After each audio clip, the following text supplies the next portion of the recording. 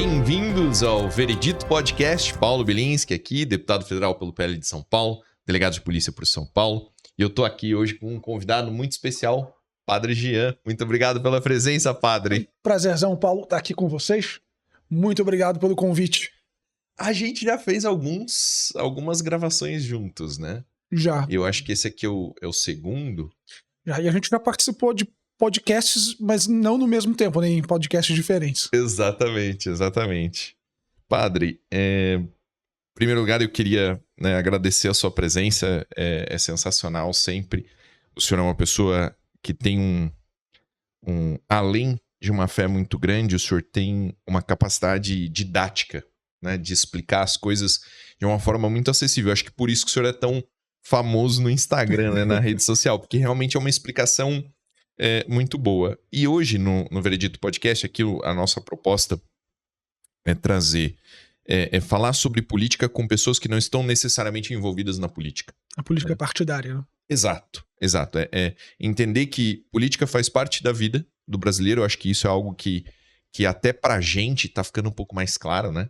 Eu lembro de estar na faculdade e falar assim, política é um lixo, só tem corrupto e sacanagem, né?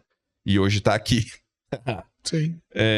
Então, eu acho que nesse movimento vale a pena a gente explorar, dentro da experiência e da especialidade de cada pessoa, o que faz parte da política no dia a dia dela. Inclusive, a palavra política, ela vem do grego polis. São as relações dos cidadãos na cidade. Então, o ser humano, ele é político. Não é necessariamente político partidário ou ideológico, mas as relações humanas, elas sempre perpassam a política, né? E eu gosto de uma frase do senhor muito importante, né? Que o senhor fala assim, eu não sou conservador, eu não sou de direita, eu não sou de esquerda, né? Eu sou católico. Exato. Isso é muito bom. Eu acho que é algo muito importante. No Congresso eu vejo muitos deputados federais que usam, né, no PIN ao lado aqui do símbolo da Câmara, usam Nossa Senhora, né, a frente parlamentar dos evangélicos, a frente parlamentar dos católicos, são forças muito grandes, né, muito poderosas dentro da Câmara, e é muito bom poder contar com eles o tempo todo. Mas para dar o pontapé inicial aqui, eu queria perguntar para o senhor, como que o senhor decidiu ser padre? Foi uma decisão bem tardia. Já quando adolescente eu participava de grupo de jovens, de paróquia, mas a minha intenção realmente era casar, ter filhos. Cheguei a pensar em viver um matrimônio consagrado, viver para a igreja, trabalhar para a igreja. Mas a uma altura do campeonato eu terminei o namoro e fui morar na Espanha para ser missionário leigo, só para ajudar a igreja um ano. Quando eu voltei com uma noiva já. Ela morava em Brasília. Isso aí deve confundir muito a mente das pessoas. Como assim? O padre tinha uma noiva? Ele não era padre ainda. Eu não era padre ainda. Inclusive, não pensava em sê-lo. Exato. Naquele momento. Só que eu tive uma noiva em Brasília. E aí, como eu odiava Brasília, pra fugir, eu entrei... Não, brincadeira. Aí eu tinha uma noiva lá em Brasília e... aos poucos eu ia sentindo, assim, uma espécie de locução interior, né? Deus dizer, eu te quero mais. Eu te quero padre. Até que um dia ficou irresistível. Deus é muito chato quando ele quer alguma coisa. Ele coloca todos os sinais na frente. Se a gente coloca as coisas que acontecem, assim, de uma maneira explicada, alguém pode dizer, mas isso é besteira. Coincidência, séries de eventos aleatórios. Mas que pro indivíduo faz todo sentido e você sente um farol ali chamando, né? Foi o que aconteceu comigo. Aí terminei o noivado. Como eu já morava aqui em São Paulo, e fiquei por aqui mesmo, tendo um seminário aqui na Diocese de Campo Limpo, e comecei a formação para ser padre. Quanto tempo demora a formação? Varia muito de diocese para diocese, se o padre é diocesano ou se o padre é religioso, mas em média é 1 ano de preparação, que eu como carioca não fiz. 3 anos de filosofia, que eu como carioca fiz 2. 4 anos de teologia e 1 ano de estágio pastoral. Esse é o mínimo, E eu não fiz nem o mínimo. Não, mas o senhor tem uma formação... Eu preciso escrever um livro, continuando assim, Olavo, o mínimo que você precisa fazer para ser padre, né? É o mínimo mesmo. Não, mas é que o senhor já tinha outra, né, outras formas de completar aquela formação. Não foi não, tudo bem. Sim, eu já tinha alguma bagagem. Né? E também dei sorte, assim, a providência colocou de pegar coisas muito específicas, como a troca de um bispo, a troca da formação dos seminários da diocese. Então tudo coincidiu para pegar o caminho mais rápido. E olha como Deus é bom. Fazendo aqui a anamnese da coisa, se eu tivesse entrado um ano depois, ou qualquer outra variável no caminho de formação tivesse sido diferente, talvez eu não fosse padre. Por quê? Porque depois que eu saí de uma etapa da formação, veio um outro reitor que a gente não o santo não batia, a gente tinha visões de igreja muito diferentes. E aí, né, talvez eu não aguentasse a vida no seminário. Então, como Deus provê todas as coisas. Mesmo quando você está vivendo ali a coisa, parece que você está no inferno, que as coisas não dão certo, que deveria ser melhor. Mas aí depois, quando passa, e você olha para trás, você pode ter essa percepção de que foi o melhor caminho possível. Ou foi um caminho que, se eu não tivesse percorrido, eu não seria quem eu sou hoje. Que existe essa incapacidade que o ser humano tem de enxergar o grande esquema das coisas, né? Sim. Uma visão maior. Ela é muito importante, principalmente quando a gente tá passando momentos difíceis, momentos de dor, momentos de enfrentamento, que você pensa assim, isso aqui nunca vai acabar, minha vida está uma merda, né? Na verdade, é um período tão pequenininho, né? Às vezes a gente passa um dia ruim.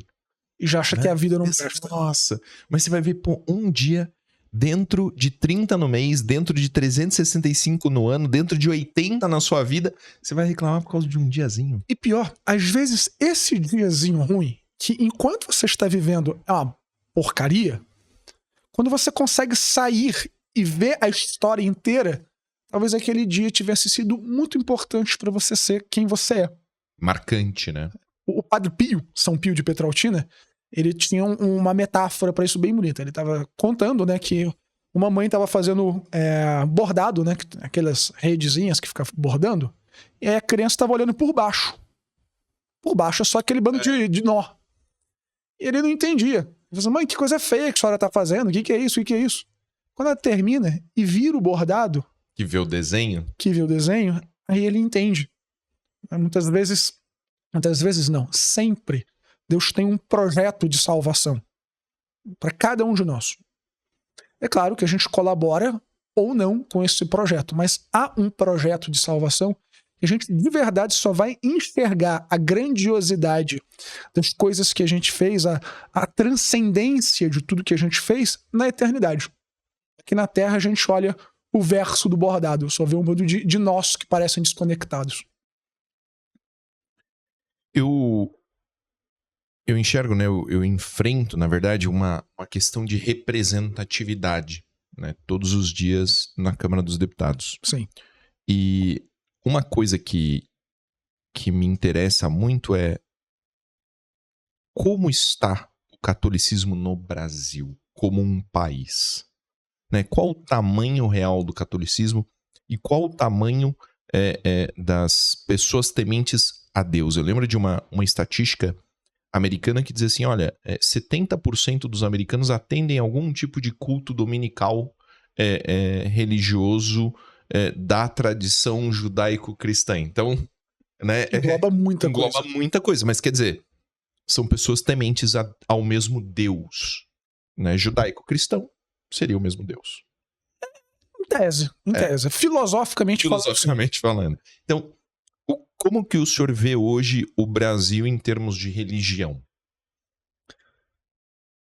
É bem complicado, porque quando a gente fala de estatística, a gente consegue mensurar as respostas e não necessariamente as experiências concretas das pessoas.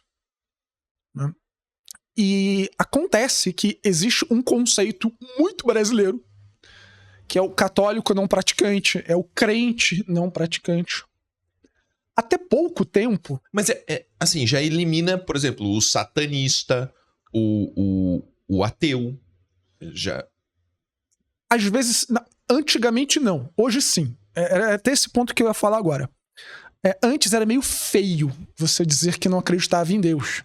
Então as pessoas diziam, eu sou católico. Aham. Então por muito tempo, Ah, tá, entendi. acreditava-se que o Brasil era o maior país católico do mundo. Que todo mundo falava que era católico. Entendi. Agora, me parece já bastante evidente que esse ethos mudou e o Brasil é um país evangélico. Se diria em maioria. Maioria. Maioria de quem realmente pratica a religião. No ethos mesmo, no imaginário. No imaginário. Você vê isso pelas piadas. Hoje quase a piada hoje em dia não é mais a piada do padre. É a piada do pastor. Entendi.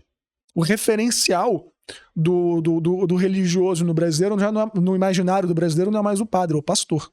Entendi.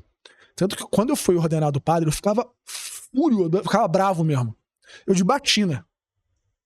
Não tem como dizer que eu sou qualquer outra coisa. E aí vinha os moleques na rua, no bairro, né? Sempre trabalhei em favela, periferia. Aí assim, oi, pastor. E não era pra me tirar do sério. Os moleques eram o referencial de líder religioso é o pastor. Então mudou muito o ethos do brasileiro nesse sentido. Mas mesmo o evangélico, ele também não é necessariamente praticante. Você vê evangélico que bebe, evangélico que vai à barra. Então o brasileiro, ele tem muito dessa coisa meio descompromissada. Então não dá pra gente saber exatamente assim, a proporção de brasileiros que são religiosos. Qual que era a pergunta original? Então, mas a composição... Então eu enxergo isso que o senhor disse, né? Que a composição deixa de ser, então, majoritariamente católico para ser majoritariamente evangélico. Mas a totalidade da população ainda é religiosa judaico-cristão. É religiosa judaico-cristã. Certo. Ah, sim, era esse ponto que eu tava querendo chegar. Há uns anos, era muito feio você se dizer ateu ou agnóstico. Então as pessoas diziam, eu sou católico. Tá. Hoje tem muito menos esse preconceito. Então, eu acredito que em termos práticos, a maior parte da população não é mais católica e nem sequer evangélica.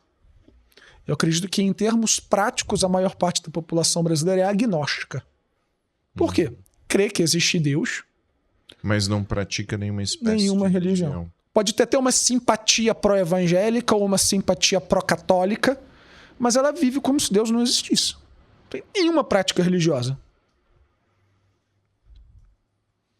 Então eu acredito que o brasileiro médio é indiferente à religião. Ele crê que Deus existe. Quando ele está passando por um perrengue, por algum BO, ele reza.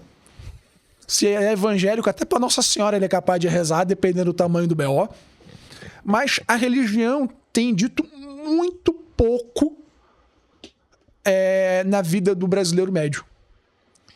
Então, porque por que eu faço essa pergunta e qual a minha intenção? Se, né, nós somos um país que na sua maioria, eu diria também em torno de 70%, 80%, de religião de matriz judaico-cristã, para ser bem amplo, né? Então, de todas as denominações evangélicas a todas as denominações católicas até os protestantes clássicos. Os protestantes clássicos, os judeus todos, né? Se nós somos 70%, 80% dessa matriz, como que a gente tem tanta influência de coisas que são literalmente satanistas, literalmente ideias que só existem em um estado ateu. Eu acredito que seja justamente por isso, pela falta de seriedade com que o brasileiro, mesmo quando ele se diz religioso, ele vê a própria religião. Por exemplo, vamos tirar aqui os outros cristãos e vamos nos ater aos católicos. Não são todos os católicos que vão à missa todos os domingos. Não. Para entrar já num tema que provavelmente vai surgir daqui a pouco da nossa conversa. Papa Francisco. Muitos católicos sentem-se divididos em relação às opiniões pessoais e ao comportamento do Papa Francisco. E por causa disso, às vezes esquecem-se que ele é o Papa. Querendo ou não, é o Papa. Gostando ou não, ele é o Papa.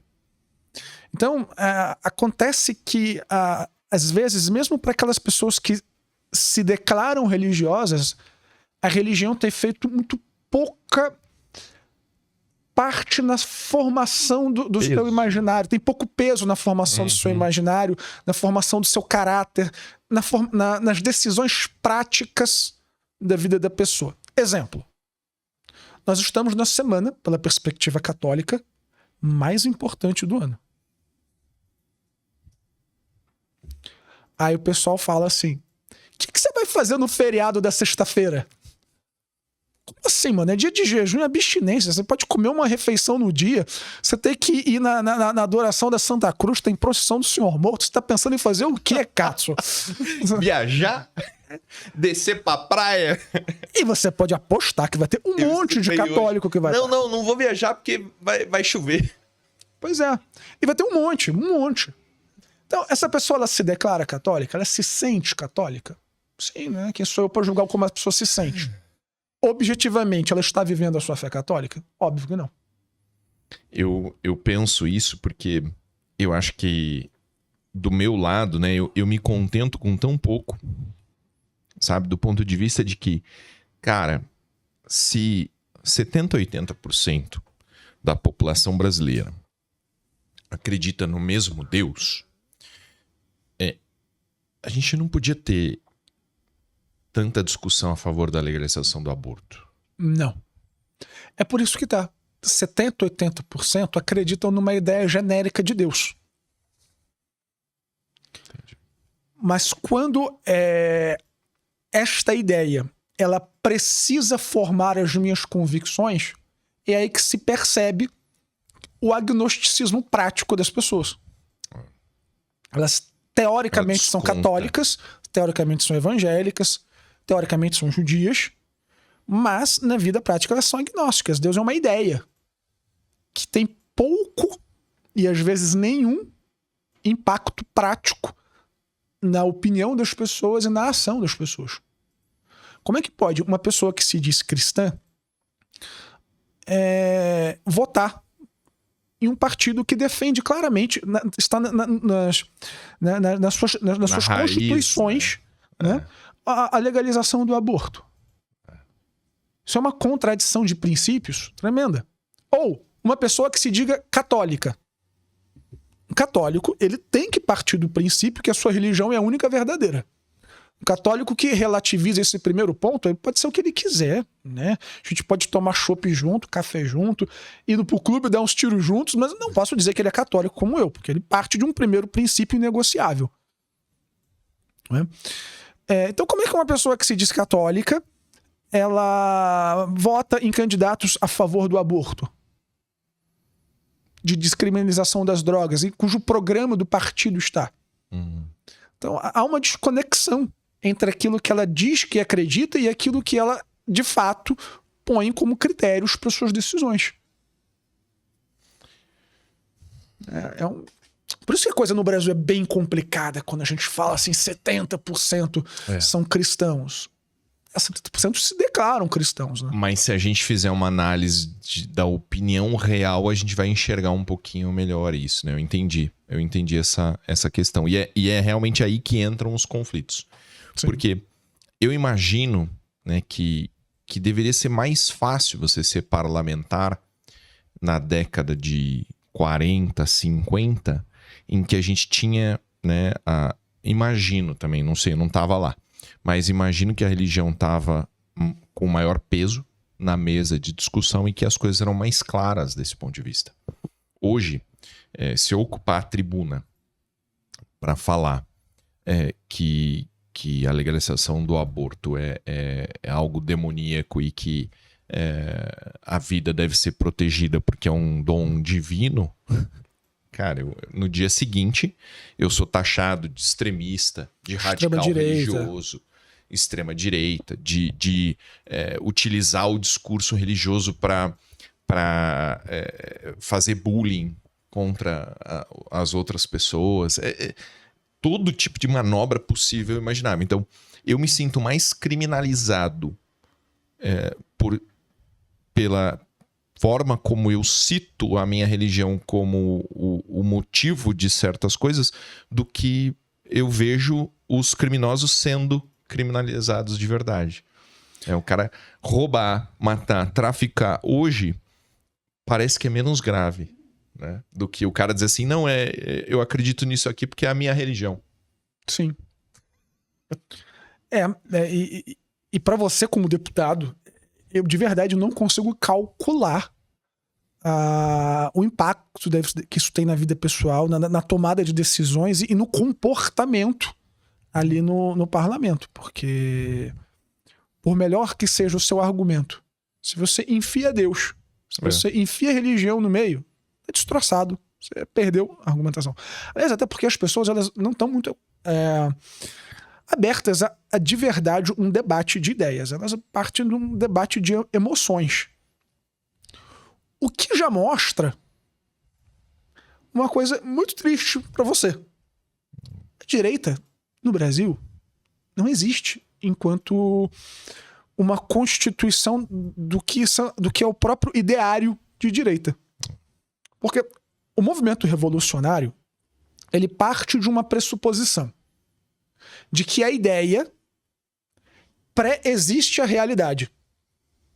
Ou seja, não é a realidade, eu olho e falo assim, isso aqui é de metal, tem um formato cilíndrico, latinha. Não é a realidade que forma a minha ideia. Um pressuposto do movimento progressista é que a ideia é que forma a realidade. Não, olha, pra mim isso aqui é água. Falando assim, parece muito absurdo, né? Mas é exatamente isso que eles fazem o tempo todo. Que é uma prova bem legal. Você lembra quando o nosso querido Haddad era prefeito de São Paulo? Ele resolveu fazer as ciclovias. Ali onde você mora, é muito maneiro as ciclovias. Tem uma ciclovia, o pessoal anda. A ideia é ter ciclovias numa cidade como São Paulo, com um trânsito caótico, com pessoas obesas, é uma ideia boa? Claro que é. É uma ideia boa você enfiar em todos os lugares de São Paulo? Aí eu lembro, nessa época que começaram a fazer as ciclovias, eu era seminarista ainda, e trabalhava ali na região do Campo Limpo. Sabe aquelas regiões de periferia que tem a rua é mão dupla, mas mal passa um carro? E ainda tem os carros estacionados na lateral. Dos dois lados. Exatamente. Então o pessoal, eles pegaram, o pessoal da prefeitura fez as ciclovias ali. Simplesmente pintou. Numa faixa, Paulo, juro pra você, eu juro, tinha um gato morto pintado de vermelho. Ou seja, o gato morreu, veio a prefeitura e pintou a faixa da ciclovia por cima dele. Por cima do gato. Porque a ideia, tem que ter ciclovia? Tem que ter ciclovia. Faz a ciclovia, pinta isso aí. Corresponde à realidade? Não. Então, o debate público hoje ele é muito empobrecido porque a gente não parte da realidade, a gente parte da ideia. Então, imagino que para você lá no Congresso deve ser desesperador. O pessoal falando umas bobagens, assim, você querendo mostrar o óbvio ululante. E quando você fala o óbvio ululante, você é fascista, você é nazista, você é truculento. Eu me envolvi em poucas discussões com a esquerda até agora. Eu ia falar isso ainda. Por incrível que pareça, as mais calorosas têm sido na comissão de educação. E atrás de mim tava o Glauber e a... Como é que é o nome da mulher dele? A outra esquerdista lá. Eu ia descrever ela, mas aí eu ia tomar um processo. O Glauber e a esposa, que são esquerdistas bem ferrenhos, né? Estavam atrás de mim e não, na verdade não existe explicação. Né? Eles já vêm com todo um discurso preparado e o que a gente tem que fazer é bater de volta. Né? Refutar, organizar para ter os votos para derrubar. Não existe debate, ninguém muda de ideia. Esse é o ponto. É um embate, não é um debate. Mas, boa definição. E o importante é a gente se manter firme, não ceder, né, nos nossos princípios e ir pro pau e foda-se. Se perder, perdeu. Faz parte. Não dá para negociar com o comunista, né, do meu ponto de vista. Que não é que para negociar com o comunista, não dá para negociar com quem não se afiança na realidade. Isso. Ou seja, todos os comunistas. Mas nem todo mundo que tá lá é comunista. Não. Aliás, a minoria que está lá de fato é comunista. A maioria que está lá são pessoas sem critérios. que não tem uma formação intelectual, cultural minimamente sólida e que se deixa justamente influenciar por esse ethos da esquerda. Nós vivemos agora numa época de ethos da esquerda, ou seja, a maneira de pensar parte desse pressuposto de que a ideia é mais importante do que a realidade. Aí a gente vê as pessoas dizendo assim, pode falar o que quiser? Sim. Dá B.O. pra tu não? Não, tá. As pessoas dizem assim, o cara nasceu homem, tem 2 metros de altura, né? Tem 5 mil no exame de testosterona, mas ele se sente uma mulher e vai lutar boxe com a mulher. Ele se sente. Parabéns. O sentimento, e pode, e é bonito. Claro. Olha, a emancipação feminina. Mulher do ano. Não é? Então, a visão média das pessoas, assim, elas partem dessa visão sentimentalista e não objetiva das coisas. Então deve ser bem desesperador ali o debate, porque assim, não tem debate. Você está discutindo sentimentos. Eu queria que o senhor, se tivesse a oportunidade, colocasse aqui para nós quais são os argumentos que o senhor considera como os melhores argumentos contra o aborto. Fugir da questão da vida. Tá.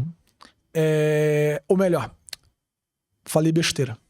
Fugir da questão da... Deixa eu tentar construir aqui o raciocínio.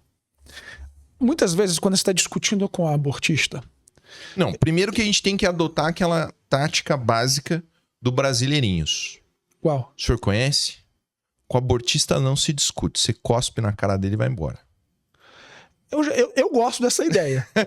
Mas digamos que nós tenhamos que expor argumentos contra o aborto. Aí é que é fugir do sentimento. Certo. Porque toda a argumentação porque aí vira abortista... sentimento contra sentimento e aí... E toda a argumentação Mas abortista... e a mãe? E exato. E a mulher que foi estuprada. Exato. E a criança que está mal formada. Então, exato. Se a gente entra no certame do sentimento, não tem como vencer. A questão ela é o seguinte. Nós estamos lidando com uma pessoa humana ou apenas com um pedaço de carne em formação? Veja bem, pessoa é um conceito científico ou filosófico? Científico. Não. Não? O que é uma pessoa? Pessoa é um conjunto de DNA que forma um humano. É a diferença de um cachorro e um gato. É uma pessoa. Então, o ser humano e um gato compartilham sim muitos elementos na sua composição genética. Sim. Então não pode ser isso. Não. Talvez seja um preciosismo, mas assim, o que diferencia é o DNA que permite que nós sejamos quem nós somos. Tá, isso nos faz dessa espécie. Ser humano. Isso, Homo sapiens. Então você está dizendo que a pessoalidade, quando você afirma isso, você está dizendo que a pessoalidade ela não depende justamente de uma complexidade genética já formada. Porque num primeiríssimo estágio embrionário... Não, a partir do momento que o espermatozoide encontra o óvulo, você já tem ali todos os cromossomos necessários para fazer um ser humano. Perfeito. Ali já existe um ser humano. Exato. Sim. Aí você já matou a charada. Sim. Se ali já existe um ser humano, ali já existe uma pessoa humana. Sim. E aí que tá a grande... Então, exatamente. O embrião humano não é igual ao embrião do gato, que não é igual ao embrião do elefante. Então, isso é um ser humano, isso é um gato, isso é um elefante, esse aqui é o ser humano.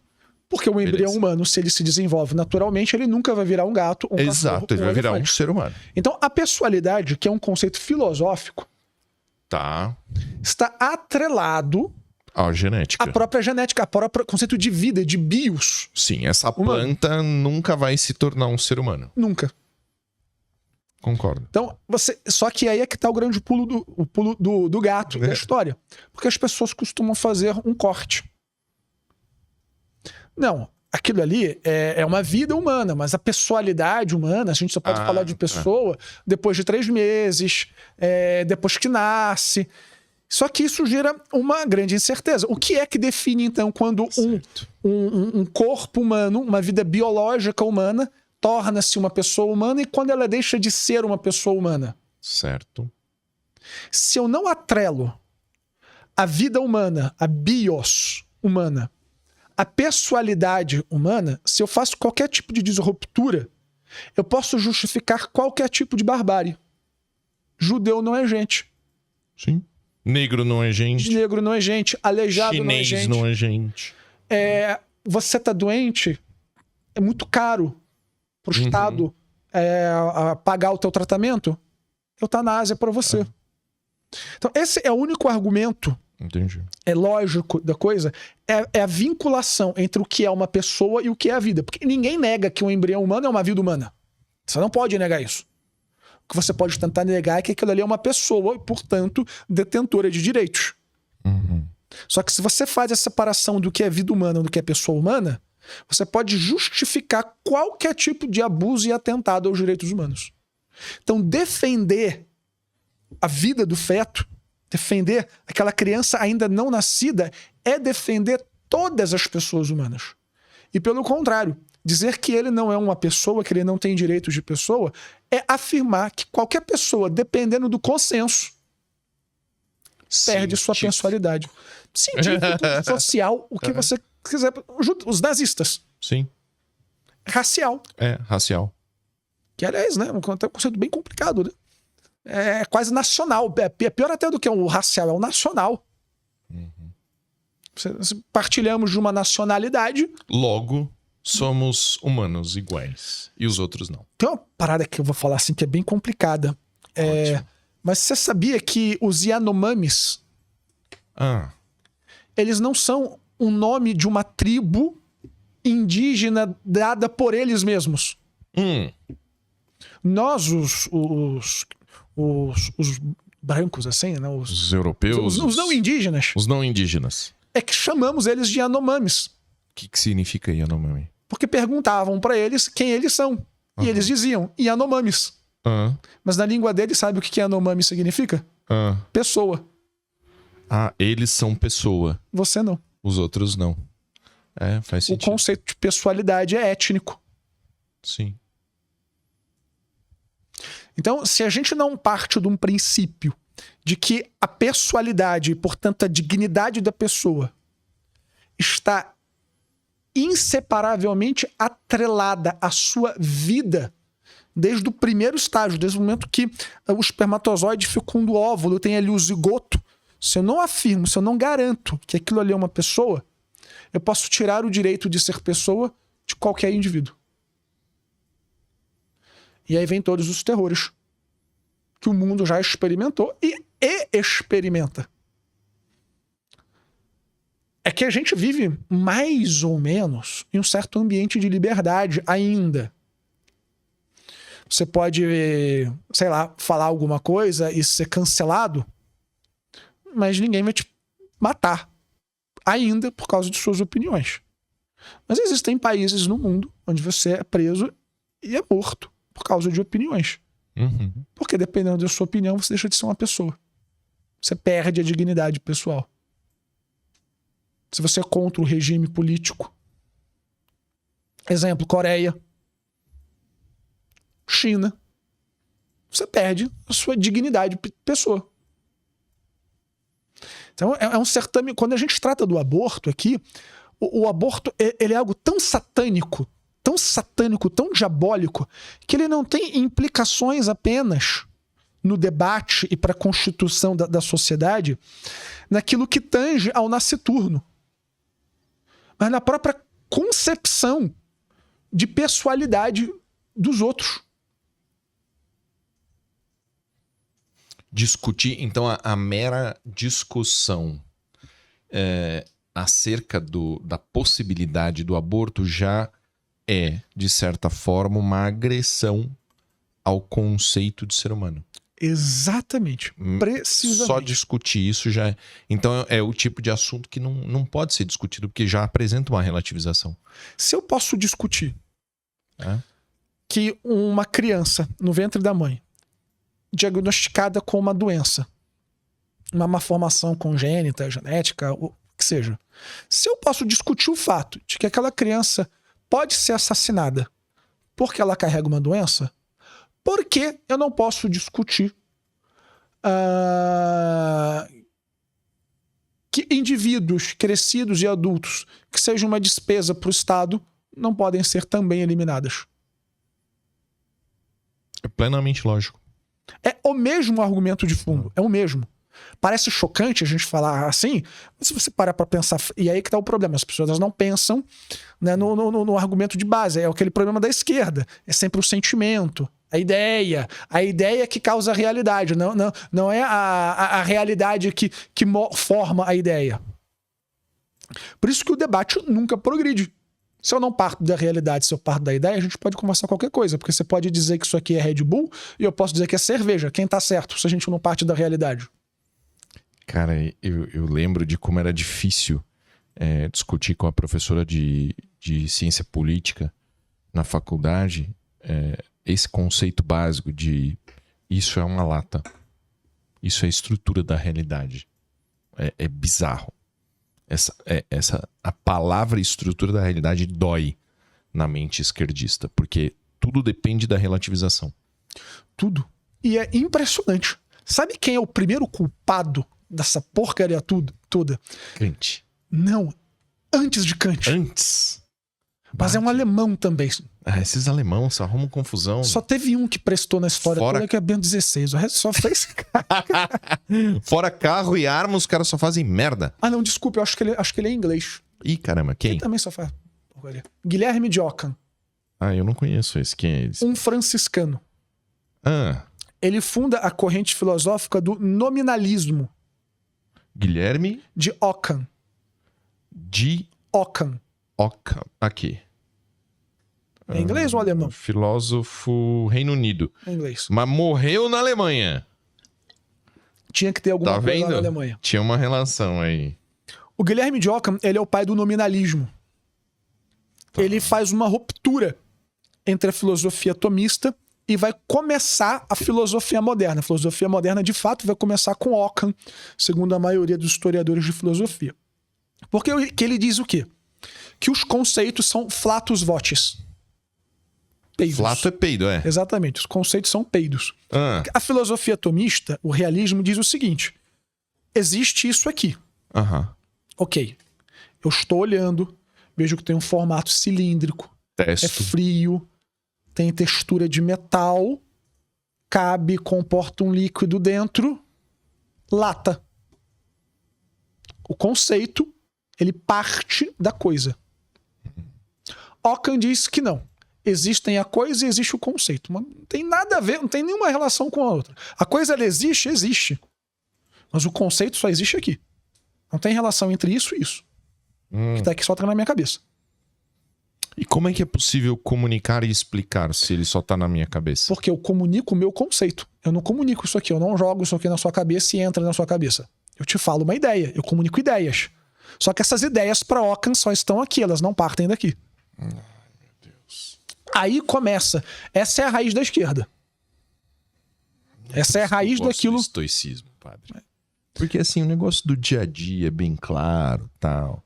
E é por isso que meu pai odeia filosofia. Meu pai é um cara... Teu pai é militar, é um cara prático. Material prático. Acho que a mera discussão... Não, isso já... Desse aqui, já acho que faria o coronel pegar uma arma e dar um tiro em alguém, sabe né? Como é que ele resolve esse tipo de situação? Ele fala assim, para com essa punhetação aí, isso daí não vai levar a lugar nenhum.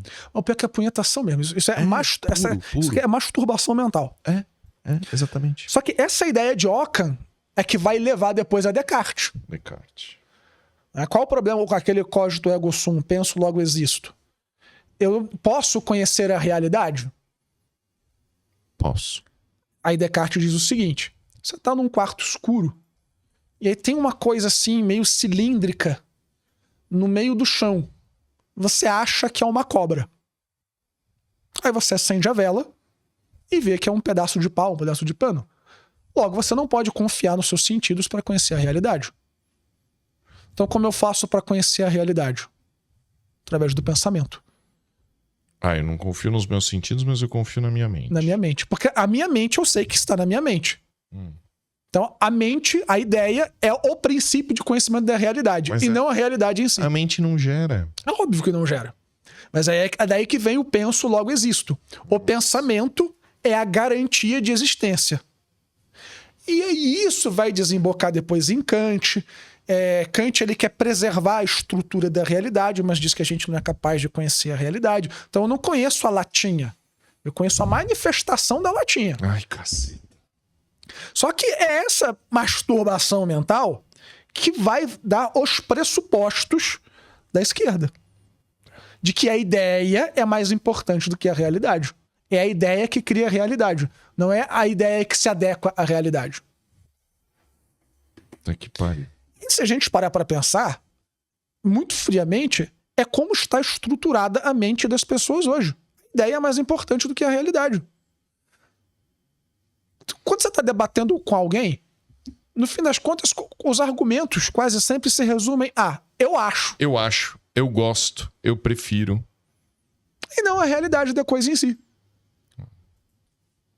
É exatamente Por isso que eu digo, eu te admiro muito, meu irmãozão, por ser deputado. Porque se eu fosse delegado, estivesse na Câmara, ia dar muito ruim lá. Eu ia perder muito minha paciência com as cacas que você deve ouvir.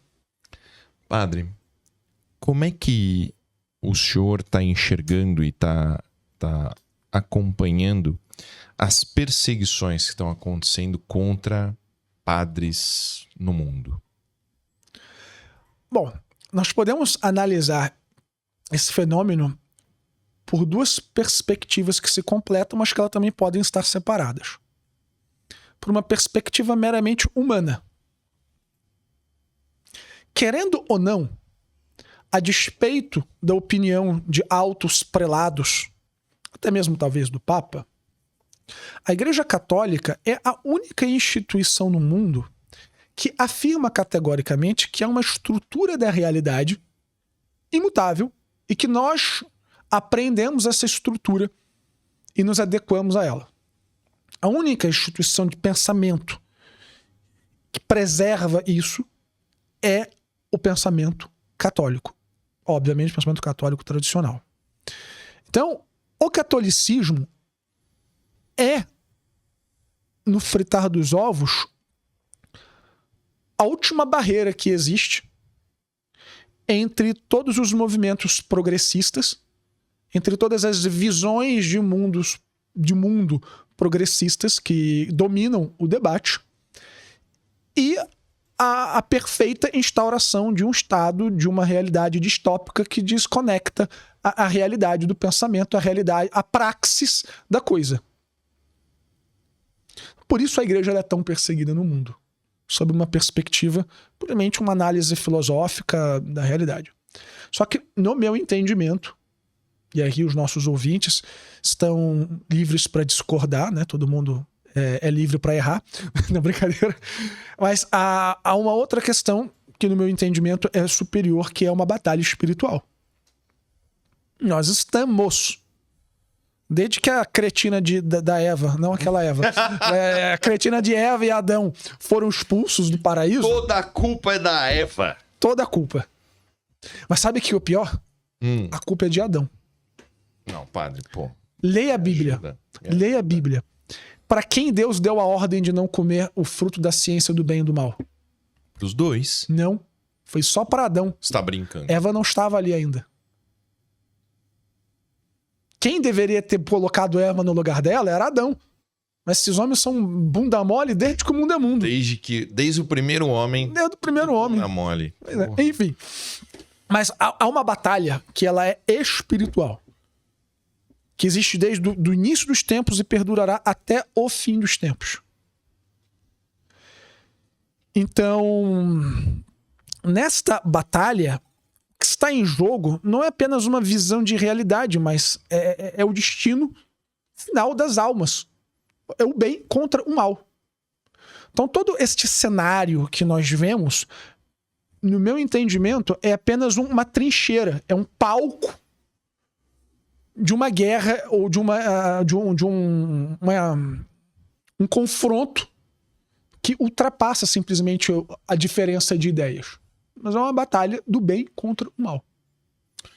A Carla, ela acompanha... Sem querer ser maniqueísta, mas no fritar dos ovos é isso, o bem contra o mal. A Carla, ela acompanha muito essas coisas da cultura pop e das inserções satanistas e tudo mais. Eu não vejo isso porque é muito assim pra minha cabeça, sabe? Ficar assistindo lá clipe do cantor XYZ e daí ele faz assim, faz não sei o quê, e a Carla tá lá, né, no celular e fala assim, tá vendo? Isso aqui é satanismo, tal. O senhor acredita nisso? Aqui, de novo, a gente tem que fazer um corte. Tá.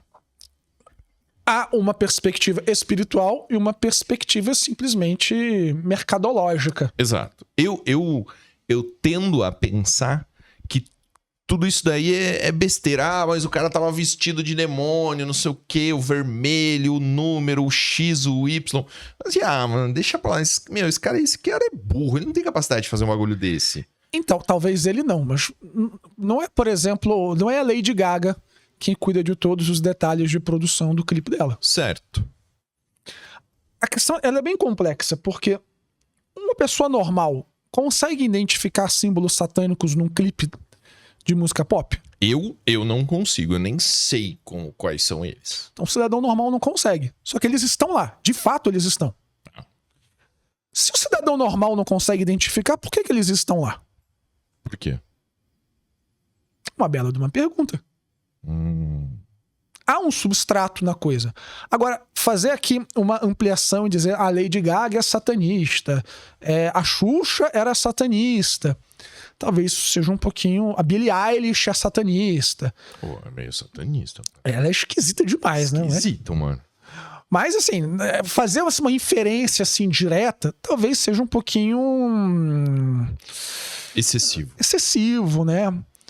Agora, que o demônio ele se infiltra em todos os campos de atuação humana. E o campo mais importante da formação do nosso imaginário, portanto, das nossas opiniões e convicções, é a arte, é a cultura. Então, é óbvio que a arte e a cultura podem sim estar impregnadas de culto a Satanás. O quanto essas pessoas, os artistas em si, têm consciência do que fazem, aí acho muito difícil traçar uma métrica. Né? Existe muito lenda urbana, né? Do cara que tinha pacto com o diabo e aprendeu a tocar guitarra. Enfim. Sabe o que é o pior? Eu vi esses dias Agora, se você descarta completamente a possibilidade, eu não, porque eu já vi cada coisa nessa vida aqui.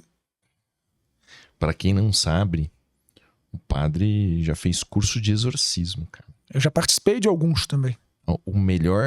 A melhor viagem de campanha que a gente fez foi... Daqui pra onde que a gente foi, padre? Era litoral norte? Foi... Quando a gente foi na casa do pessoal lá da Ambev? Acho que foi. Foi, né? Eu não lembro. A gente fez uma viagem na campanha, o padre tava tranquilo, veio acompanhar a gente foi lá fazer uma visita e a gente foi daqui lá, o padre contando história de exorcismo. O Juninho já não vai dormir hoje. Olha a cara dele lá, ó. Não vai dormir hoje à noite. Se quiser, eu te levo no padre da diocese pra você. Você é grandão, sempre precisa de um hospital agudo pra segurar, porque o pessoal se debate pra caramba. lá, ele, ó. O Juninho é mineiro, ele é assustado com esse trem aí. Não vai ser esse trem, não. Ai, caramba. Mas eu tava esses dias vendo um clipe do Marilyn Manson, né? Da época que eu era adolescente e eu passava na MTV, eu via. E eu olhava e pensava assim, nossa, que negócio do demônio, né? Terrível e tal. Mano, vai assistir um clipe da Billie Eilish hoje é 10 vezes mais demoníaco que o porra do Marilyn Manson, caramba. Provavelmente. Sem contar que eu acho ela... O Marilyn Manson, ele é propositalmente bizarro. É meio construção da personagem. Né? Essa guria Billie Eilish, você olha assim, mano, que menina esquisita. Agora, que possa haver algum destes artistas que realmente tenham um pacto com o demônio, ou que realmente sofram assédios demoníacos, como a obsessão, ou em alguns casos até a possessão, afirmar, não afirmo. Duvidar, menos também. Eu preciso levar o padre lá no congresso pra... Mas aí metade da bancada evangélica vai embora. Eu não sei, o senhor acha que quem que é mais tolerante a quem? O senhor acha que os católicos são mais tolerantes Eu chamo os deputados evangélicos de demônio. Ai. Eu que falei, não foi você, tá? Foi eu que falei. Tá bom. Quem que o senhor acha que é mais tolerante? Os católicos são tolerantes em relação aos evangélicos ou os evangélicos em relação aos católicos? Os católicos de verdade são muito menos tolerantes. Os católicos bundões são totalmente tolerantes. Entendi. Faz sentido. Porque, veja, o católico, ele tem que partir do pressuposto lógico, e aqui não é fé, é o pressuposto lógico, de que só existe uma religião verdadeira. Por que isso é um pressuposto lógico? Se Deus existe, Deus não pode mentir, senão ele não é Deus. Ora, se ele disse, é verdade. Se Deus existe, ele é a verdade e ele se revela, só pode haver necessariamente uma religião verdadeira. Isso é uma necessidade lógica. E o católico, se crê que a religião dele é verdadeira, ele precisa, por consequência lógica, acreditar que todas as outras religiões são falsas. Ou, no máximo, não contemplam, não abarcam inteiramente a verdade. A verdade, exato. Até mesmo aquilo que... É como o judaísmo. Judaísmo é um caso mais à parte, mas São Policarpo falava das seminas verbi, que em todas as religiões há sementes da verdade. Sim. Por exemplo, o budismo. O budismo tem uma visão de Deus completamente incompatível com a visão judaico-cristã. Para eles, Deus não é uma pessoa. Sim. Mas, por exemplo, o budismo diz que a dor é a causa de... A vontade de não sentir dor causa sofrimento. Ora, isso é verdade. Está ali, é uma das nobres verdades do budismo. Está perfeitamente de acordo com a revelação, sem nenhum problema. Então, há seminas verbi, sementes do verbo em vários lugares. Mas a verdade, nós acreditamos ser o próprio Deus encarnado, se você admite parte de um pressuposto, isso pode dizer que só tem uma religião verdadeira. E o católico, obviamente, vai dizer que a religião verdadeira é a fundada pelo Deus encarnado, nosso Senhor Jesus Cristo. Nesse sentido, o senhor acredita que é uma estratégia da esquerda de tentar colocar o religioso como radical? Sem dúvida. É uma tentativa de deslegitimização, uma tentativa de remover do debate. Então, tem o livro do Schopenhauer, que o Olavo traduziu, né? Que é o... Não sei se ele traduziu ou comentou, que é o Como Vencer um Debate Sem Ter Razão. Sim. Né? E acho que ele comentou. Ele comentou e... acho que ele fez um livro a partir do original. É um comentário ao, né? E aí tem uma técnica que é a rotulação. Então você rotula uma pessoa de um determinado adjetivo negativo e a partir dessa rotulação, então, ele não merece mais participar do debate, as ideias dele são todas podres e nada que sai dali é verdadeiro. E eu sinto muito isso. Eu sou muito rotulado como radical. O radical de direito, o radical armamentista, o radical isso, o radical aquilo. Nossa, que injustiça, né, Paulo? Eu me sinto péssimo. Horrível. Eu não consigo nem dormir, padre. Puta que pariu. E eu tenho certeza absoluta que se a gente utilizar o argumento religioso, nós seremos rotulados como... extremistas religiosos. Extremistas, exatamente. Eu apareci naquele negócio da Globo lá, os extremistas.com. Extremista religioso? Era religião e armas e tal. Agora... O senhor não foi ainda rotulado de extremista com armas? Porque o senhor tem arma e tal? Ainda não. Não? Lamentável. Mas agora eu tô orgulhoso. Agora senti que meu voto ali foi... Valeu! Mas Só que essa não é só uma questão da direita, né? É do empobrecimento do debate, né? Sim. De um modo geral. Mas sim, né? Somos todos extremistas. Devemos ser. Nós devemos ser servos da verdade. E a verdade, ela é inegociável. E ela é extrema, né? A verdade sempre é extrema. A verdade é a adequação do pensamento à realidade. A realidade eu não posso mudar, porque ela existe por si só. O que eu posso mudar é o meu pensamento. Se eu mudo meu pensamento e não está mais adequado à realidade, é qualquer coisa. O Dino gosta muito de usar, né, a palavra esses extremistas. Esse tipo de desqualificação já tira a pessoa do debate, porque você é extremista, então eu não posso conversar com você. Tem que dar um tapa na cara, né? Não tem o quê? Como que você continua? Pois é. Ah, você é extremista. Então foda-se. Pá! É por isso que é muito complicado. Não dá.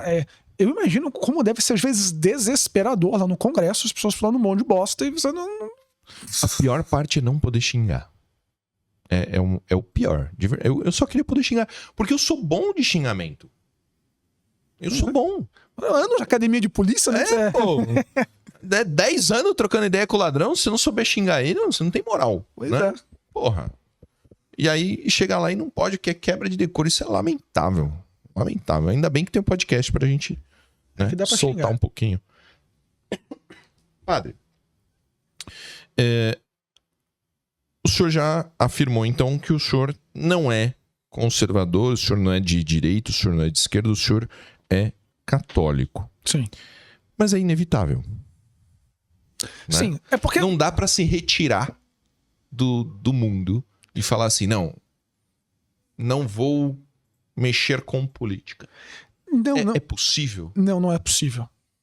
Mas ainda que esses termos sejam de política partidária, como a gente começou falando no podcast, a questão de política, ela é historicamente anterior à política partidária e filosoficamente superior à política partidária. Só que esse é o problema da política partidária, que nós ficamos encaixotados, Sim. né, em um segmento de ideias que não necessariamente representam ou abarcam a totalidade das nossas ideias. Então, quando a gente entra num debate e fala, por exemplo, eu sou conservador e é isto que me define, eu estou necessariamente dizendo que o que formam as minhas convicções não é uma verdade objetiva, mas sim uma conveniência utilitária. Uhum. Porque esse é o pressuposto do conservadorismo. O que funciona na sociedade nós conservamos. Sim. O que não funciona, Nós mudamos. nós mudamos. Isso descarta a possibilidade de uma verdade objetiva. Porque nem sempre a verdade objetiva é útil à sociedade. Entendi. O conservadorismo, ele parte de um utilitarismo. Então, se ser conservador é o que me define enquanto ser humano, enquanto as minhas convicções mais profundas, eu não posso ser católico. Uhum. Porque o que me define enquanto católico é a crença na verdade. Vós conhecereis a verdade e a verdade vos libertará. A verdade é o próprio Deus encarnado. Então, por isso que eu rejeito todas essas segmentações de conservador, direita, esquerda. Primeiro porque tudo isso é muitos séculos posteriores à minha fé. E segundo porque elas, de fato, não me definem. O seu conservadorismo é um conservadorismo de muitos milhares de anos atrás. Agora, se você me pergunta, padre, as correntes políticas e filosóficas que existem, qual delas você tem maior afinidade? É Isso. óbvio que a direita é conservadora. É óbvio e evidente. Mas eu não sou de direita nem conservador, porque há elementos na direita e no conservadorismo que não coadunam com aquilo que realmente me define. E o que realmente me define é ser católico. Sim. Vamos pegar aqui um exemplo. Uma boa parte dos católicos conservadores, paradoxalmente aqui no Brasil, são liberais. Caralho, aquela fala do Olavo de liberal pra mim Eu não consigo esquecer, cara. O que ele falava? De liberal é camisinha de comunista? Ah, exatamente. Aí até o pessoal do Brasil fala, eu sou liberal no... liberal conservador nos costumes, liberal na economia. Exato. Só aqui no Brasil se coaduna essas duas coisas. Cara, pra eu explicar pro meu primo americano que eu sou um deputado federal conservador do Partido Liberal... Trava o cérebro. Trava o cérebro. Mas só pra você ver como estas coisas são complicadas. Você é do partido, você escolheu um partido. Partido Liberal. Quer dizer que as ideias liberais deveriam definir as suas convicções. Claro, as ações, E, obviamente, não definem. Não, nem um pouco. Então, por isso que a coisa ela se complica bastante. Né? E, enfim. Então, o que me identifica, realmente, enquanto ser humano, é ser católico. Todas essas coisas são parciais e úteis no debate de ideias, mas não é o que eu sou. Eu sou católico. Tenho afinidades maiores com a direita, né? Uma direita conservadora, mas a direita conservadora aqui no Brasil é esquizofrênica, porque ela também é liberal. Aí complica. Complica bastante, trava. Por isso que esses rótulos são muito complicados. Ainda mais aqui em que uma parcela tão pequena da população realmente conhece os rótulos, né? Conhece o conteúdo dos rótulos. A começar pelos nossos líderes. É. Por exemplo, o presidente Bolsonaro. Sim. Ele está agora filiado ao PL. É. Ele é o vice... ele é o presidente de honra do Partido Liberal. Só que se a gente pega o histórico de congressista do Bolsonaro, ele é qualquer coisa menos liberal. Então, por isso que tudo é muito complicado a gente ficar se enquadrando, porque quando a gente se coloca dentro de um partido, a gente está endossando aquilo, querendo ou não. É lógico, para você ser deputado, você precisa estar num partido. Estar num partido, Não posso lançar uma candidatura um voo solo. Independente, né? Eu tenho que ter um partido, é verdade. Mas quando a gente se define a si mesmo, aí eu rejeito esse tipo de rótulos. Eu sou católico. Muito bom. E como que o senhor enxerga o papel, a importância do católico na política? Então, o que o católico tem como dever? Porque esse foi um dos tópicos que a gente discutiu com o Ícaro, né? O Ícaro, ele tem uma fala que é minha pátria é minha família, né? Que ele é como se fosse... Tem uma relação com aquela fala do Jordan Peterson, né? De arrume a sua cama. Que se converteu, né? Oi? Jordan Peterson se converteu. Jordan Peterson, hoje eu vi uma foto dele numa missa em latim ainda, hein? Se fosse uma missa inglesa, eu já ficaria decepcionado com ele. Mas eu não sei, eu não vi nada mais aprofundado sobre isso. Mas eu vi a foto, depois eu vou buscar. Mas olha só, o Jordan, ele fala arrume a sua cama. Né? Arrume a sua cama antes de querer arrumar o mundo e tal. Sim. O Ícaro fez uma versão disso, né? Que é a minha pátria e a minha família. Então eu luto pela minha família. Minha família vem em primeiro lugar. Discussões políticas e tudo mais ficam em segundo plano. Primeiro a minha casa tem que estar em ordem. Sim. E aí entra essa impossibilidade de desconexão do mundo político para o católico. Então, o católico tem, obrigações. Sim. Do ponto de vista político. Né? E aí que eu sinto o ponto principal. Até hoje, né, nesses 100 primeiros dias. Tudo bem que a gente começou a trabalhar 1º de fevereiro. A posse foi em 1º de fevereiro. Mas fevereiro, março, 2 meses. Tá? O momento que, como parlamentar, que a gente percebeu maior organização e maior pressão da população até agora foi em relação a um projeto de lei que ia permitir o financiamento estrangeiro do aborto no Brasil. Que todo mundo ali no partido recebeu dezenas de e-mails da noite pro dia de pessoas pedindo para que a gente fizesse o máximo possível para que aquilo não fosse aprovado. E aí ali eu vi aquelas pessoas eram católicos. E eles tiraram um tempo da vida deles, da vida de trabalhar, pagar imposto, cuidar da família, ficar com os filhos, tá com a esposa, sabe? Daquela rotina, né? Necessária. Eles tiraram um tempo para ir lá mandar um e-mail para um deputado falando assim, ó, toma cuidado com esse negócio aqui. E ali eu enxerguei o homem e a mulher, né? O católico, o religioso, fazendo o papel dele.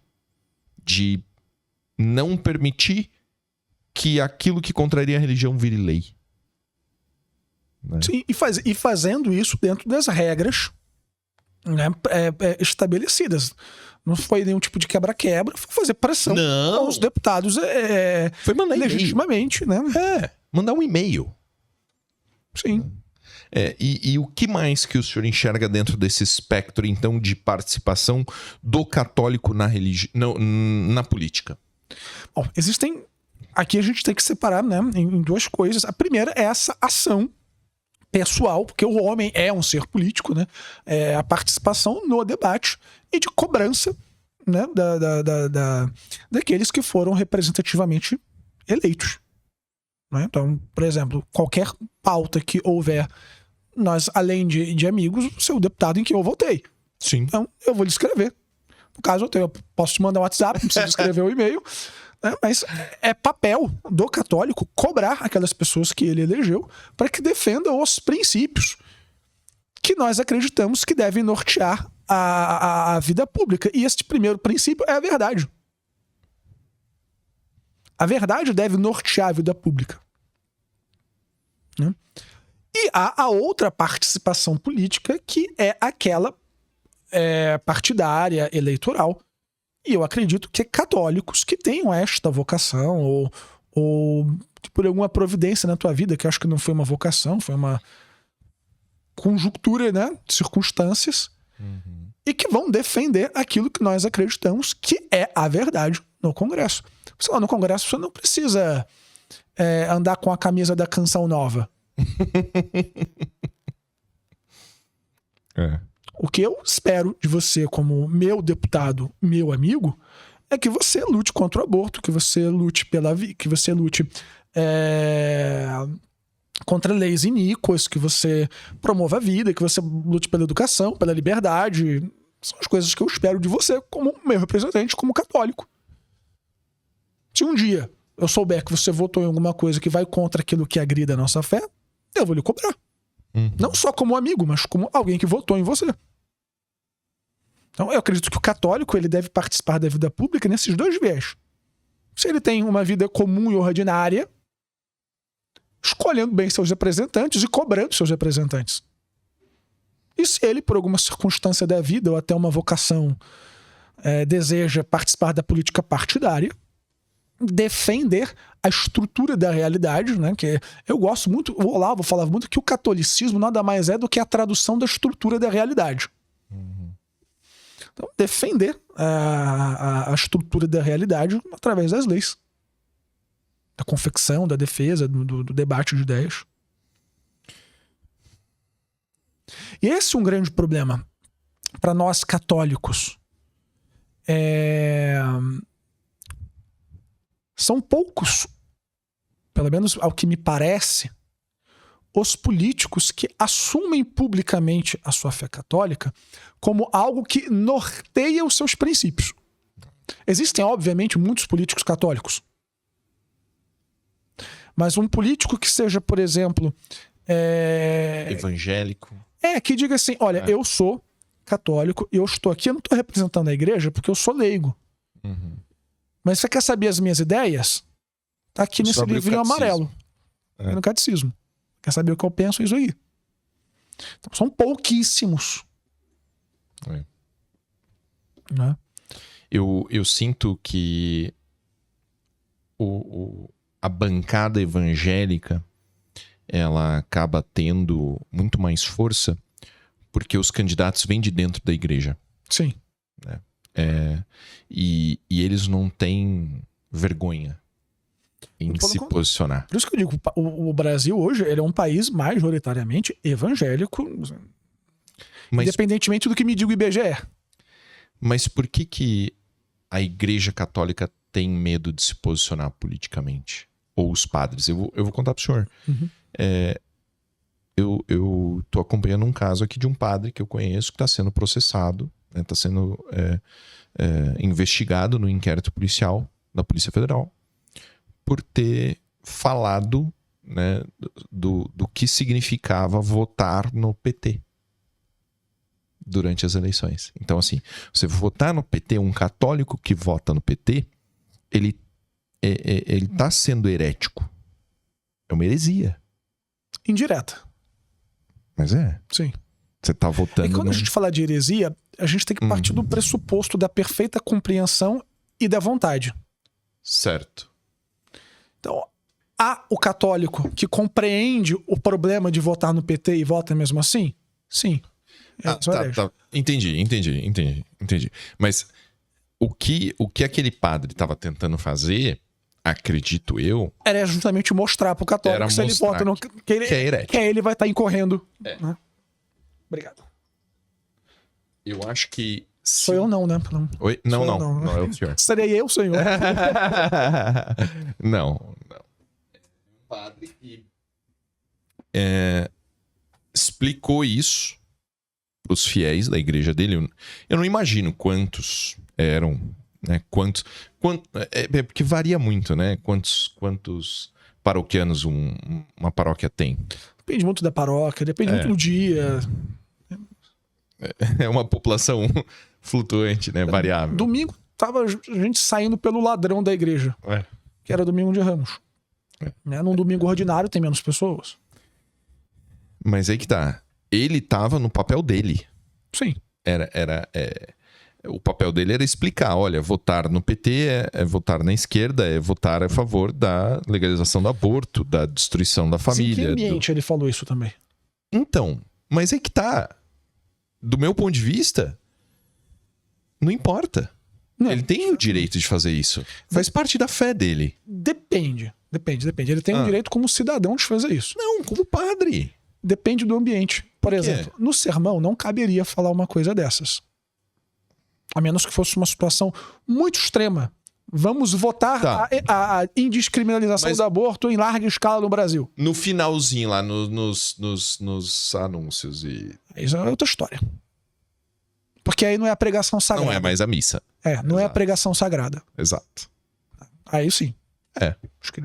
Não o faria no ambiente de igreja, a menos que fosse muito necessário, porque justamente causa muita divisão no povo. O que tá no Antigo. Uma palavra Deus falou, duas eu ouvi. Às vezes você fala alguma coisa muito simples, às vezes você conta uma piada, o pessoal sai ofendidinho e não volta mais na igreja. Pessoalmente eu quero que ele se lasque para deixar de ser cretino, mas é uma alma que eu perdi. Eu sei, é um cálculo difícil.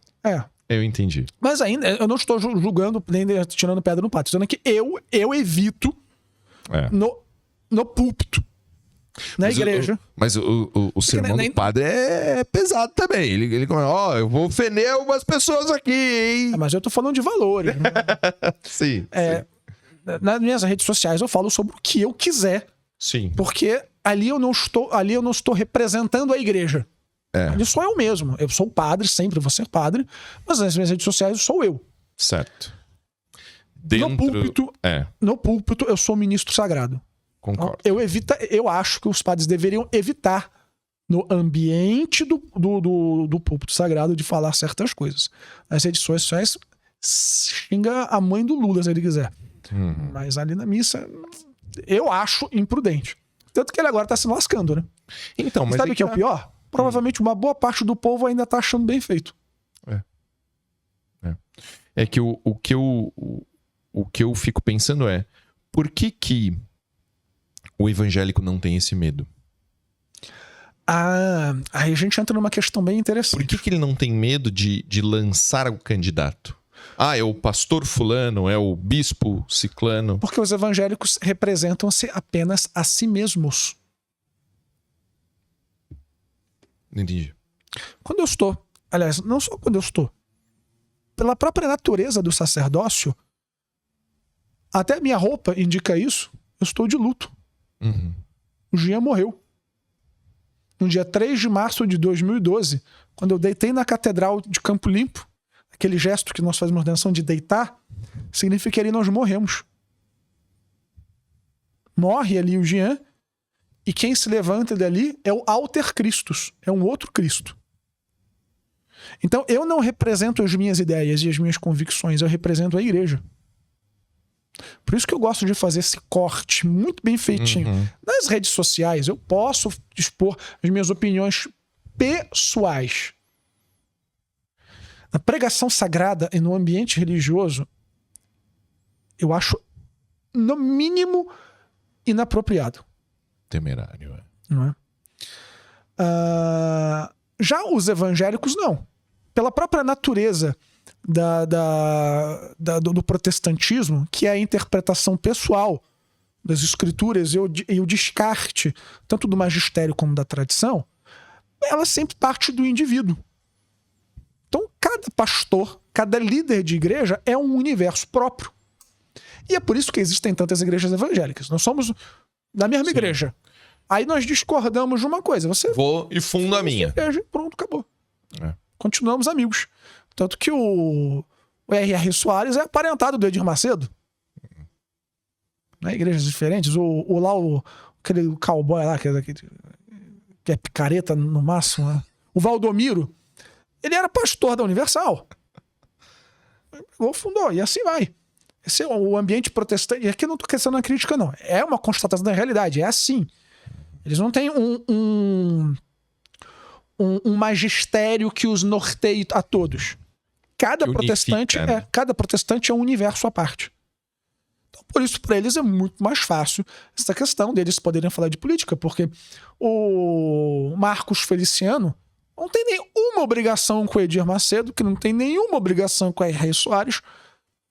Marcos Feliciano é ele. Ele é craque, hein? Primeira vez que eu conheci ele pessoalmente, jantar do PL, depois do primeiro turno. A gente estava se organizando, né? O que ia ser feito na campanha, tal, no segundo turno, como que a gente ia trabalhar. E eu falei pra ele, porra, ele sentou, eu tava sentado aqui, né? Ele tava sentado ali, assim. Aí ele, não sei quem que é. Eu falei, o Paulo Bilinski e tal, né? Acabei de me eleger aqui. Aí, o que você era antes? Delegado. Mas você nunca foi nada? Nunca foi vereador estadual, nada? Eu falei, não. Sou calça branca, né? Na polícia a gente chama de calça branca, o cara que acabou de entrar, né? Como é que fala no padre novo? É o quê? Zé Ruela mesmo. Eu não sei nada de política, tal. Ele te dá um conselho, hein? Tá vendo aqui, todo mundo aqui? Então, o mais trouxa é deputado federal. Falei, caralho, é verdade. Isso é bizarro. Assim, o piorzinho ali, né? O menos perigoso, como diz, né, no interior, é deputado federal. Então, é curiosa essa visão, assim. Realmente eles são muito experientes, eles falam muito bem, eu acho que tem muita relação, sabe? Como os protestantes, tirando o batismo, e mesmo assim alguns nem isso têm, eles não têm os sacramentos, tirando o batismo, toda a fé do protestante, ele parte da palavra e da pregação da palavra, ainda que seja absolutamente desconexa. Eles pegam um versículo bíblico e fazem toda uma pregação em cima de um versículo bíblico, sem saber o que vem antes, sem saber o que vem depois.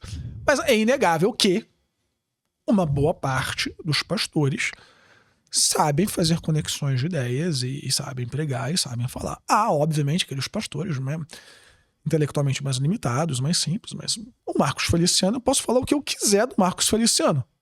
Agora, dizer que ele é burro e não sabe falar, não posso dizer, né? Nunca. Não, cara. O senhor acha que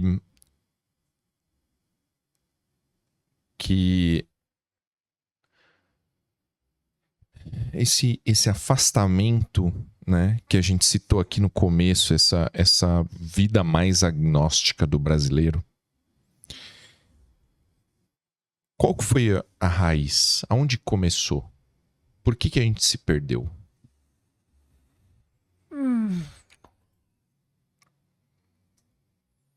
Porque não era assim. Eu acredito E aqui me dói falar o que eu vou dizer, mas me dói profundamente porque aí atacam as minhas convicções políticas, então eu estou me atirando. Que a culpa, em grande parte, seja do regime do padroado.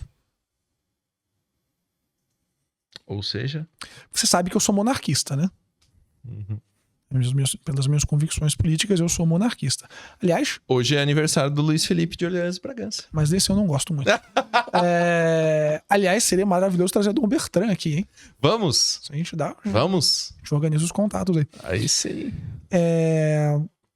Mas, como funcionou o Brasil Império? Ele tinha o privilégio do padroado, ou seja, aquilo que o Papa decidia em Roma só valia no Brasil com o aval do imperador. Tanto que o Concílio de Trento ele só pegou aqui no Brasil quase com a proclamação da República, quase 300 anos depois. É um negócio bem complicado. Então o que aconteceu no processo de evangelização do Brasil? O Brasil nasce com o catolicismo no seu gene, no seu DNA, só que foi um catolicismo abandonado pela estrutura hierárquica. Seja pelas distâncias absurdas do Brasil, seja pela falta do clero, e seja por um clero muito mais acostumado em ser sustentado pelo Estado do que realmente dedicar-se à missão. Claro que houve milhares de padres muito santos aqui no Brasil, mas o fato do clero ser sustentado pelo Estado é um problema. Então você vê os padres da Itália são tudo um vagabundo. Eles ganham dinheiro, o salário deles é pago pelo Estado. Os vagabundos não fazem nada. Então lá os africanos, brasileiros trouxas estudando em Roma, eles é que trabalham que não as mulas nas paróquias de Roma em troca de espórtula. Porque o padre ganha o salário dele do Estado. Fica lá. Você celebra uma missa no domingo e vai passear com o cachorro. Aí os pretinhos da África, os mulatinhos do Brasil que estão lá estudando, eles se lascam nas paróquias de Roma. Então, isso foi um problema na evangelização aqui do Brasil. O padroado trouxe benefícios, mas foi também um grande problema. O que isso fez? Com que o catolicismo aqui no Brasil fosse muito desconectado da hierarquia. O catolicismo no Brasil sobreviveu por muito tempo com as benzedeiras, com aquela tiazinha que tinha a chave da capela, e aí rezavam o terço. Foi o ambiente maravilhoso para a disseminação do protestantismo. Aquele pessoal já era o líder religioso. Eles agora são o líder religioso constituído pela própria religião deles. Por isso que o Nordeste ele virou em peso protestante, uma parte enorme de Minas Gerais virou protestante, o Sudeste nem se fala. Foram abandonados. A evangelização aqui no Brasil foi muito complicada por causa das circunstâncias históricas, do modo que aconteceu e tudo. Então, a gente começou a falar da monarquia, por quê mesmo, hein? Porque de alguma forma tinha culpa da monarquia no padroado. Sim, a monarquia era quem sustentava esse regime. Então, a monarquia foi, em certa maneira, um problema para a evangelização no Brasil. Mas a gente começou a falar disso por uma outra coisa. Era por que a gente ficou abandonado. A raiz é essa. Então, o protestantismo cresceu, né, como um lastro. E aí, quando houve os anos 60 e 70, com essa bosta de teologia da libertação... aquele anelzinho deles lá, aquele anelzinho preto. Tucum. É o símbolo da opção preferencial pelos pobres. Mas tem um monte de gente que usa essa porra. A maioria nem sabe porque tá usando, só acha bonitinho. Mas... Não, mas os esquerdistas lá, eu vou começar a tirar foto dos caras lá, vou mandar o frouxo, eu digo o freixo, ele usa. Eu vi vários esquerdistas com anel. Agora, eu não sabia se era um... Porque era um anel escuro, eu não sabia se era um anel de coquinho. Né? Porque os caras gostam. Não, mas digo assim, nada a ver. É o coquinho. Não, mas digo de coquinho no sentido de tipo, que comprou na feirinha hippie, entendeu? Não. Ou se era especificamente o de Tucum. Então, bicho, é que assim, a teologia da libertação, os movimentos progressistas e de esquerda, eles nascem em ambiente católico no Brasil nos anos 70, 70 e 80. Um dos primeiros jornais do PT, você sabe onde ele era impresso? Na minha paróquia, onde você casou. Tá que pariu.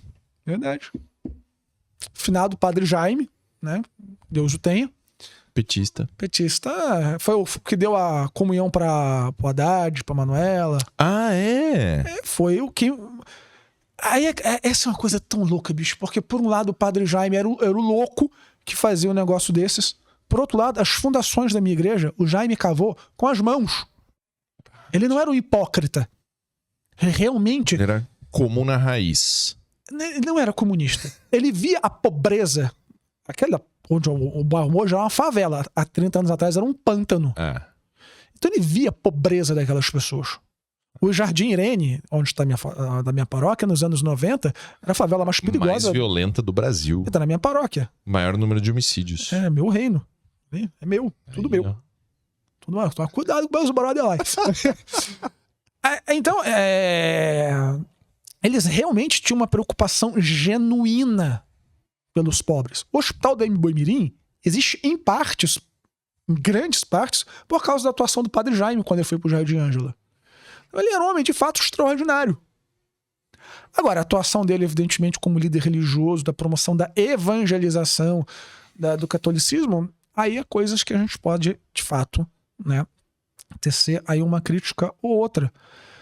Mas o movimento de esquerda aqui no Brasil, ele é engendrado nas paróquias. Uma delas foi a minha. Então isso causa uma desconexão ainda maior com o povo ali nos anos 80 e 90. Porque eu lembro de ouvir... Porque aí chegava o povo, queria ir na missa. Morreu fulano de tal. Morreu teu pai. Uhum. Aí você ia na missa. E aí o padre, em vez de falar da alma do teu pai que tá passando pelo juízo, que a gente tem que rezar pela alma dele, o padre tá fazendo campanha pro Lula. É. Aí o pastorzinho diz, não, seu pai tá no céu, seu pai tá na glória. Pronto. Perdeu. Já não tinha uma catequese sólida por causa de como se deu a evangelização no Brasil. E os protestantes no Brasil, é engraçado porque a crítica dos protestantes históricos ao catolicismo foi o quê? A venda de indulgências. Uhum. O que os protestantes neopentecostais fazem hoje em dia? A mesma bosta. Então, comprei aqui o sabonetinho cheiroso que apaga os pecados, o pedacinho de pano de não sei o quê. Venda de indulgência sem tirar nem pôr. Mas o que a pessoa quer é o conforto espiritual. Quem na igreja para ouvir falar de Bolsonaro, nem de Lula, nem de Haddad? E aí era lá na igreja evangélica. Só que aí, de novo, há uma reviravolta histórica. Porque estas igrejas que conquistaram essas pessoas por causa de um certo abandono do catolicismo, hoje também se transformaram naquilo que a igreja era nos anos 80, em um curral eleitoral. É. Você vê que a cobra sempre acaba mordendo o próprio rabo. Eu sinto muito isso. Eu acho que foi mais ou menos na época que o meu pai deveria ter ido para a igreja e não foi, né? Devia ir frequentar a missa e não frequentou. Mas era essa impressão que ele tinha que os padres eram todos comunistas. Eu já cheguei a sair no meio da missa porque o padre tava falando muita merda, não dava, não era possível. E pro teu pai deve ter sido ainda muito pior, porque teu pai foi militar à época justamente da ditadura. Exato. E para bem e para mal, a igreja teve uma participação muito grande na vida política do Brasil. Para bem e para mal. Você vê, por exemplo, aqui em São Paulo, a atuação de Dom Paulo Evaristo Arnes. Dom Paulo Evaristo Arnes era uma figura muito curiosa. Cheguei a conhecê-lo já bem idoso, já quase senil. Mas ele era um homem com convicções políticas extremamente progressistas, em contraposição com o cardeal do Rio de Janeiro, Dom Eugênio. Por outro lado, foi Dom Eugênio quem criou a campanha da fraternidade, só que com outro propósito, depois o propósito se perverteu. Olha como uma coisa doida isso, esquizofrênica. É difícil falar de uma realidade unívoca na igreja. A igreja é um mundo muito próprio. E às vezes é minha bronca com o Bernardo. Como leigo, ele não conhece as nuances de dentro da igreja. Uhum. Adoro o Bernardo, é amigão, sim, mas ele é leigo e ex-protestante. Ele não conhece a cabeça de padre, como é que funcionam algumas coisas na igreja, né? Ainda que seja uma pessoa que faz um trabalho maravilhoso, né? Não é uma crítica. Mas então, aí você vê que Dom Paulo, por um lado, tinha uma visão de igreja super progressista. Super progressista. Por outro lado, nunca tocou na TFP. Protegeu a TFP. Você vê que são realidades assim super complexas. Mas o fato é que o catolicismo no Brasil teve um papel importante à época da ditadura, onde muitos bispos e muitos padres de fato apoiaram comunistas. Outros, por caridade, esconderam comunistas, não por concordar com suas obras, como o Dom Eugênio Araújo. Ele detestava o comunismo. Mas o que ele guardou de comunista no Palácio Apostólico do Rio para não serem torturados e mortos não está no gibi. Se bobear ele por dentro, ele queria estar torturando os desgraçados, mas ele protegeu a vida das pessoas. Então é uma realidade bem complexa ali. E a igreja teve um papel muito forte. E é óbvio que o teu pai, como militar, deve ter visto e ouvido falar coisas terríveis sobre a atuação de bispos e padres, justamente na época em que ele estava sendo formado ali na carreira dele, né? E ele presenciou, né? Porque, imagina, meu avô vem, né, de um país dominado pelo comunismo, em que a religião era proibida, né? Na União Soviética você não podia. Sim. O meu avô se converteu, ele se tornou ortodoxo, né, para poder praticar a religião. Porque o católico não podia, mas o ortodoxo podia. Então ele virou ortodoxo. E quando ele vem para o Brasil, ele quer ensinar a religião para a família dele, mas não existe o ambiente, né? A igreja é esquerdista, é comunista. Os padres são comunistas, é complicado. Foi bem complicado. Houve, de fato, e aqui não é teoria da conspiração, não. Houve uma infiltração comunista engendrada, arquitetada da Igreja Católica. Isso é amplamente documentado. Tem um livro muito interessante chamado Adeus, Homens de Deus, que descreve muito desse processo, né, da infiltração comunista da Igreja Católica. Padre, a gente tem uma limitação de horário aqui. Eu queria muito falar sobre isso. Realmente é um tema muito legal falar sobre essa infiltração. Acho que a gente tem que marcar um outro podcast. Se o senhor puder trazer o Dom Bertrand, seria muito legal a gente fazer o contato dele, uma conversa com ele, né? Nós três. Eu acho super legal. Mas caminhando já pro final da nossa transmissão, eu queria pedir para o senhor deixar uma mensagem de fé, né? Para nós, para todos, do que a gente deve fazer agora e o que esperar do futuro. Bom, nós estamos chegando no momento mais importante do ano para nós católicos, né? Que é a Semana Santa e, mais concretamente, o Tríduo Pascal. O Tríduo Pascal, ele é a síntese do triunfo do bem contra o mal, da vida contra a morte. Nosso Senhor Jesus Cristo morre por causa dos nossos pecados e ressuscita glorioso. Esse é o destino de todos nós, Paulo. Nós viemos a esse mundo marcados pelo pecado, sofremos, mas na medida em que nós aceitamos Jesus Cristo como nosso Senhor e procuramos uma vida nova em Cristo, com Ele nós também ressuscitamos em pessoas novas, em criaturas novas.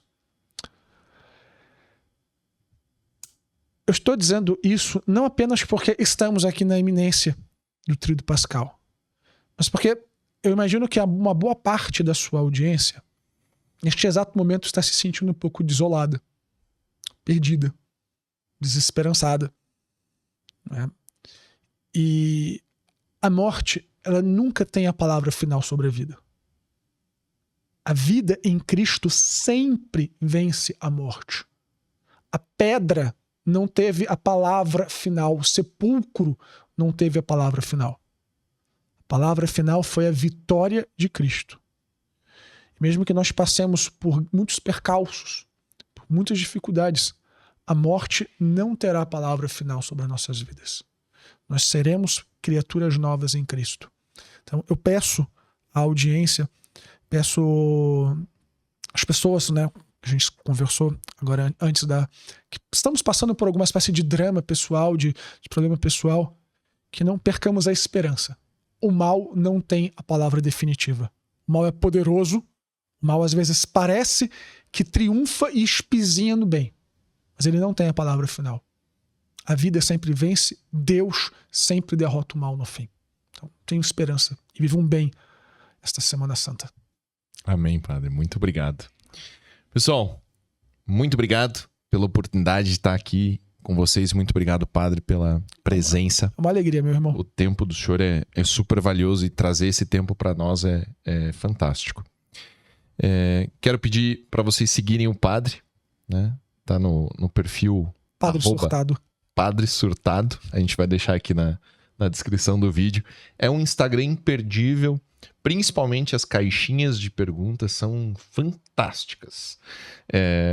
E é isso aí, pessoal. Não esquece de se inscrever no nosso canal, deixar o seu likezinho aí, ativar o sininho para receber as notificações. E fazer o comentário que também ajuda.